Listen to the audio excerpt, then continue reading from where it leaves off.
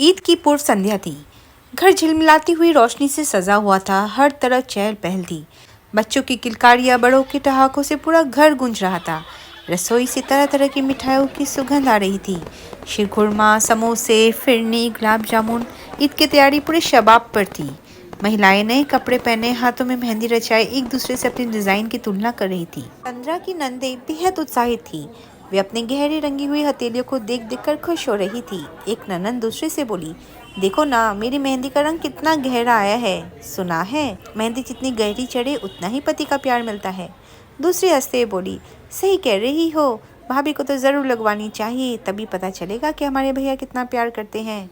सभी लड़कियां खिलखिलाकर हंसने लगी, लेकिन उनके हंसी के बीच तंद्रा के सूने हाथ चुपचाप खड़े थे, बिल्कुल उसकी तरह। उसने अपने हाथों की ओर देखा, कोरे, बेरंग, जैसे किसी की प्रतीक्षा में हो।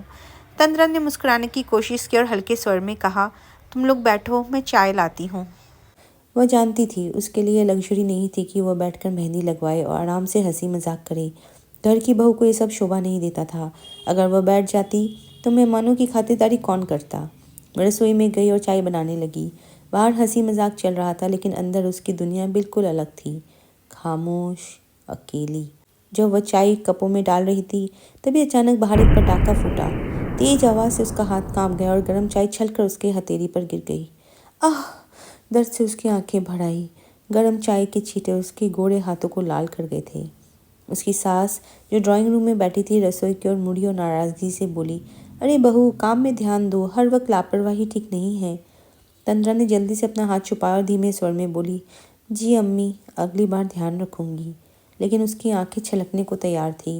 वह अपने जलते हुए हाथों को सहलाने लगी। जलन से उसकी हथेली लाल पड़ गई थी। दर्द के बीच एक और एहसास हुआ, यादों का बोझ जो अचानक उसके कंधों पे आ गिरा। उसे अपने बचपन याद आ गया। ईद की रात जब वह अपने पिता के पास बैठती और वे बड़े प्यार से उसकी हथेलियों पर मेहंदी लगाते।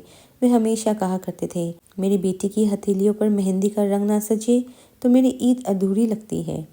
तब वह कितनी खुश होती थी। ईद की सुबह जब वो उन्हें अपने रंगे हुए हाथ दिखाती तो उनके चेहरे पे एक चमक आ जाती।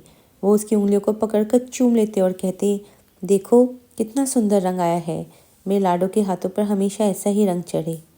पर आज तंद्रा ने अपनी जलती हुई हथेलियों को देखा। आज भी उसके हाथ रंगीन थे, लेकिन ये रंग मेहंदी का नहीं था। ये जलने का निशान था, तकलीफ का रंग था। वहाँ पिता का प्यार था और यहाँ अपेक्षा थी। वहाँ बचपन की मासूम खुशी थी और यहाँ जिम्मेदारियों का बोझ था। तंद्रा ने हल्के कांपते होठों से आसमान की ओर देखा, जैसे अपने पिता को पुकार रही हो। फिर खुद से बुदबुदाई, बाबा देखो, तुम्हारी बेटी के हाथ आज भी रंगीन हुए हैं। बस फर्क इतना है कि वहाँ ये रंग तुम्हारे प्यार का होता था और यहाँ ये मजबूरी का। बाहर पटाखों की गूंज थी, हर कोई खुश था, लेकिन तंद्रा के लिए ये ईद बेरंग थी। दूर कहीं शायद उसके पिता का भी मन बुझ गया होगा। चमकते हुए दीपों और झिलमिलाती रोशनी के बीच तंद्रा की ईद कहीं गुम हो गई थी। बाहर नंदों की खिलखिलाहट गूंज उठी। मेहंदी जितनी गहरी, पति का प्यार उतना ही गहरा। एक और नर ने हंसते हुए कहा, भाभी, आपने क्यों नहीं लगवाई? क्या हुआ, भैया प्यार नहीं करते?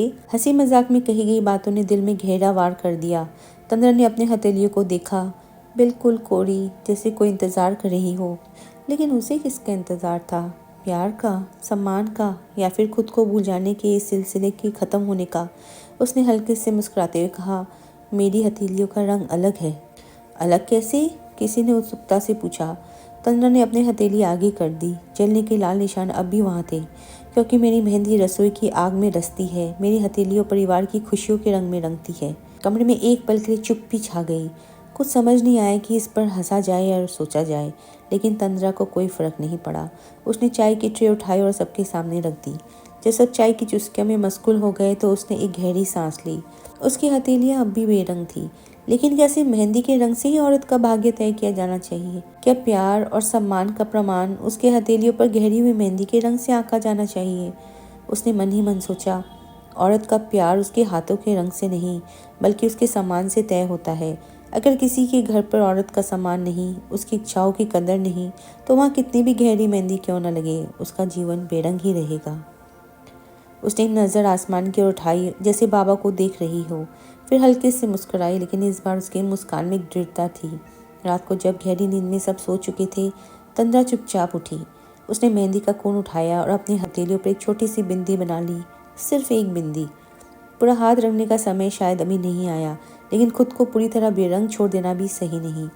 उसने अपनी हथेली को देखा। एक नन्ही सी बिंदी चमक रही थी, जैसे उसकी पहचान का एक छोटा सा हिस्सा अब भी जिंदा था। औरत का प्यार उसकी हथेलियों के रंग से मत तोलो, उसे उसके हक, उसकी खुशियों और उसके सम्मान से पहचानो। तभी हर घर में सच में ईद बनेगी। उसने मेहंदी की कोन को एक और रख दिया और खुद को पहली बार हल्का महसूस किया। कमरे में अंधेरा था, लेकिन उसकी आंखों में एक नई रोशनी थी। ये कहानी यहीं समाप्त होती है। आशा करती हूँ आपको ये कहानी अच्छी लगी। अगर अच्छी लगी तो कृपया लाइक, सब्सक्राइब और कमेंट ज़रूर करें। धन्यवाद।